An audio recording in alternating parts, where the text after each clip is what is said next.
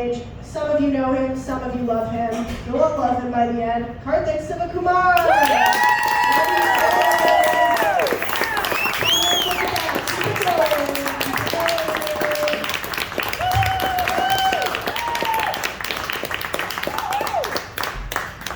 Alright, let's keep it going for pyramid schemes.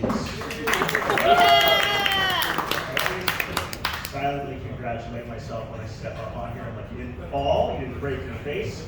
Nice, off to a good start. How's everybody doing? Good to see you guys, like a reverse Batman situation, but I imagine you're all a pretty good looking crowd. It's good to see real faces and not, Zoom like we've all been doing over the last couple of years. My wife and I moved to the Ottawa area 6 months ago from Toronto. That's how we pronounce it there. And my wife gives me a lot of shit for the way I pronounce certain names of streets and things in the Ottawa area. Like, we live in Stittsville, where I say it's just outside Kanata. And she's like, anyone's gonna know that you're not from around here when you say that. Like, what's wrong with Kanata? That's how it's pronounced. It's phonetic as fuck, just like my name, right? Or the street Woodroffy. My mother-in-law used to live near Woodroffy and Maryvale. I don't know, that's just the way it goes, right? But so now that I've outed myself as not being from around here, I think that tensions have been high over the course of this decade, with COVID, Ukraine, elevated political situation going on both north and south of the border. I think it's gotten to a point where we as a society have forgotten what we really need to be being aware of, like the real threats to humanity. You guys know what I'm talking about. You guys seem like a couple of weird folks. Talking, of course, about vegetarians. That's right. If you're not afraid of vegetarians, you're doing yourself a disservice. And I'll explain why, right?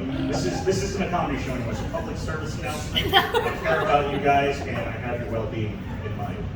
Okay? I'll give you an example. If I was in the African savannah, right, and I got killed by a lion, well, I mean, look at me. I'm not exactly what I call an Olympic runner.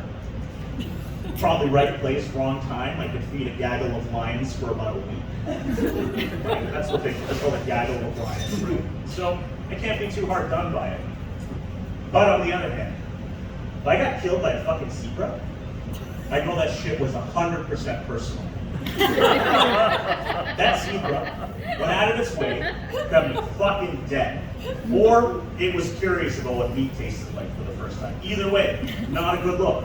Right, vegetarians, man, the freakiest fuck. I once saw a buffalo, not in real life, because I don't know fucking that much, right? A buffalo beat the fuck out of a lion and the lion's kids. How did that conversation even go? I'm gonna see you and your kids in the parking lot after school. That's right. Buffalo, fuck you up. We thought people took social distancing seriously during COVID. You know what? Pitbull will bite you in half just for getting in its personal space. Like in half. They'll eat watermelons like they're fucking grapes. This is a true fact. Hippos kill more people a year than lions, tigers, and sharks combined. Yeah. Giraffes, they got no self-preservation instinct. Their weapon of choice is their neck. They'll try to beat you to death with their neck. How much must you have to hate someone to risk whiplash, or paralysis, or even death to get your point across? Can you imagine if humans fought each other like that? You're like, yo, stop hitting me. Stop fucking, stop. I don't fucking care. And me, it's just so, God damn, what? Hell yeah.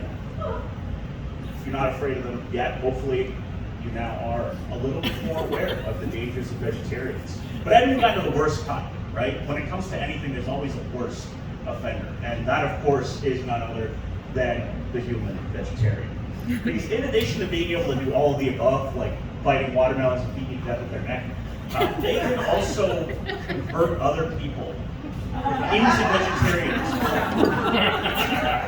And with the advent of technology, they've been doing it in some pretty insidious ways. They're trying to get under your skin and under your thoughts.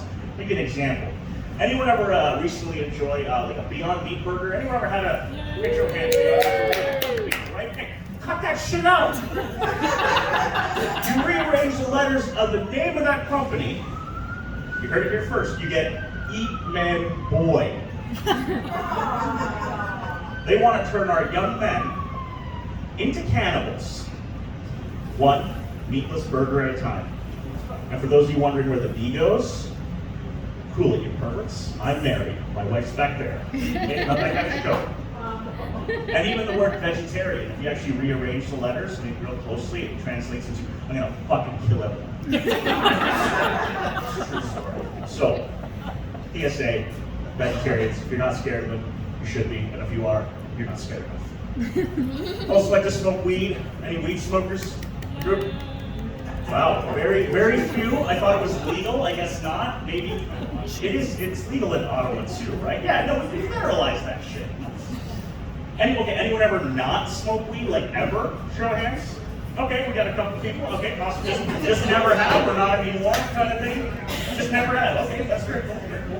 Yeah, I know a few people who've never smoked as well, and you know, some of the questions they'll ask is like, what are some of the major differences between being drunk and being high? I said, well, we can boil it down to two major differences. I'd say the first difference between being drunk and high is that when it comes to alcohol, there's a level of like social acceptance to it that I don't think weed has. I mean, you see advertisements for beer, you know, get a beer with the boys. You see people cheersing on their Instagram, on their boomerangs, where they do this with the glass 3 or 4 times. No one's doing that with joints, right? No one's going hashtag MJ Monday and like cheersing with bombs. Too high to cry. Like, you know, if I asked any of you how many of you smoked a joint before the show tonight, anyone who did would be like, shit, can you tell? Are my eyes shut? But there's a level of that social acceptance that alcohol has. So another example that's a few years ago, I was out for dinner with some friends. We opted to go to an izakaya restaurant. And this was about 5 to 6 years ago, so it wasn't exactly illegal yet. I was in the parking lot of the restaurant, you know, getting my smoke on. And gotta do, as a stoner, for those of you who don't smoke, the stoners do what's called a 360-degree circle check. Just to make sure the coast is clear. This was the pre-legalization piece. Like your joint.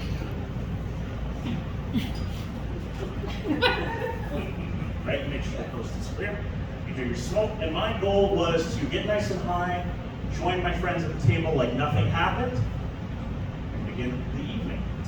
That didn't happen because little did I know that as an izakaya restaurant, whenever you walk in, everybody points and yells. Not exactly cool if you're trying to stay under the radar. Now, what they're actually saying, I'm not even going to try and pronounce Japanese, what they're actually saying is welcome. And it's their way of letting you know that they are ready and willing to serve you. But when I walked in, they all pointed and yelled at me. Subtitles fucking literally appeared. Stoner!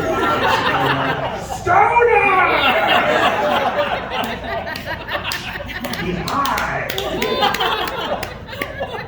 Meanwhile, I'm like, nope. I don't do drugs. Nice people holding knives. It's not much happening. So yeah, if you're trying not to be noticed, weed, bad way to go. The other thing I would say, especially the major difference between weed and alcohol, is that when you're drinking, the words come a little too easily. Some of you might be able to relate to that, right? Before you even think about it, you're like, oh, I said that shit. Total opposite with weed. You can think about it all you want, but words become really hard. Words become really hard. There's one time I was living in an apartment in Toronto. I'm fucking rich, right? And get into the elevator, and like every good story starts, I'm higher than an asshole. Two nice people get on the elevator. I'm standing in the corner minding my own business. And something weird happened. They got on the elevator chatting, maybe they just forgot, but in all their haste or how riveting their conversation was, they didn't press the button. And all of a sudden, like, I had a stoner angel and a stoner devil. And the stoner angel said, hey, those people didn't press the button. You should let them know that they didn't press the button because they might miss their floor. And stoner devil said, shut your fucking mouth. They're picking pots. Do you want to get arrested? Do you want your criminal career to begin here and now in an elevator? in Toronto. And this is happening over like 5 seconds while the door slowly closes, but to me it's like 4.5 minutes. So eventually I decided, okay, no, this is easy. I'm gonna tell them, I'm gonna say them that they didn't press a button, and they're gonna hit their floor, and it's gonna be great. So I practiced it in my head the time that I had. I imagined the conversation was gonna go something like this. It was gonna go, excuse me, citizens. I noticed that you hadn't pressed a button when you got on the elevator. Don't forget to do so. Otherwise, you might miss your floor and waste time out of your valuable day. That's exactly what I was going to say. And maybe they would have responded something like, thank you, kind sir. We appreciate you looking out for us. Like how a normal conversation goes in an elevator. But what I managed, in my highness, was the following.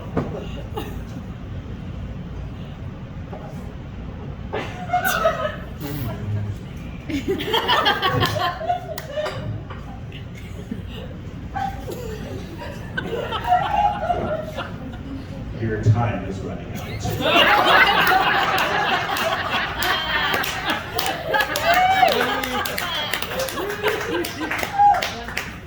So that was a little bit awkward, but not as awkward as what happened next. They still didn't press a button. And I'm like, oh my God, I'm fucked, they're cops, I'm gonna get arrested. This is how it ends. This is how it ends in Toronto.